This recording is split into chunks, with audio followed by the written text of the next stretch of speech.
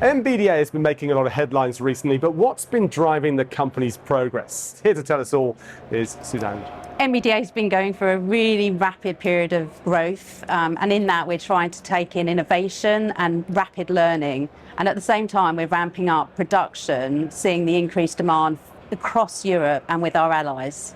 Actually, since 2023 we've actually doubled our missile production and it continues to grow at pace. But what are some of the biggest developments in MBDA's weapons program? So this year, as an example, with the spear-free capability, we've had the first flight on F-35B. That's a huge milestone on the journey towards that fielded capability later in the decade. With Stratus as well, which is our program which has the LO, low observability capability led by the UK, and the RS, the strike capability with the French. We've been making some great progress on that program. For the UK, that will be fielded on the Typhoon jet and then later on the Type 26. So we've seen some great milestones on those activities. Now, you seem to be working a lot on future aircraft too. Can you tell us a bit more? In the GCAP program, we have a role as the sovereign effects partner, and that's a critical way of unlocking capability for all the partner nations. It's all about doing integration faster, doing it to unlock greater capability, and looking at interoperability across the nations. So is MBDA focusing more on the traditional form of combat aircraft? No, not at all. Actually, we're really focused on the uncrewed market as well and other autonomous capabilities.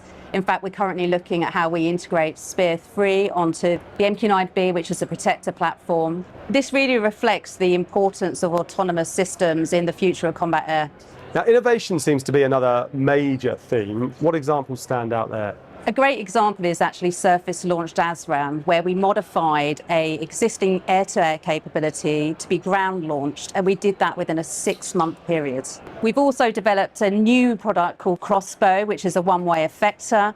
We went from designing on a piece of paper to testing it in 9 months. We're really working closely with SMEs as well, and a great example of that is working with Hybrid Drones Limited.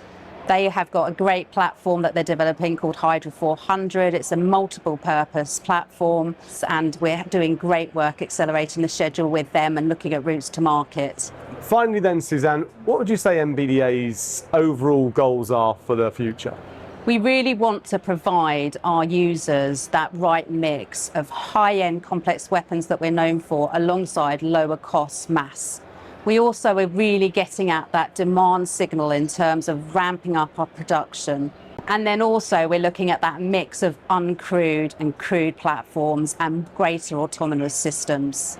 The company's really trying to help our customers prepare for modern warfare with that whole mix. And also at MBDA, we like to think of it as our call to help our armed forces become battle ready. Yes, Suzanne, it's been an absolute pleasure. Thank you for sharing so much with us. Thank you.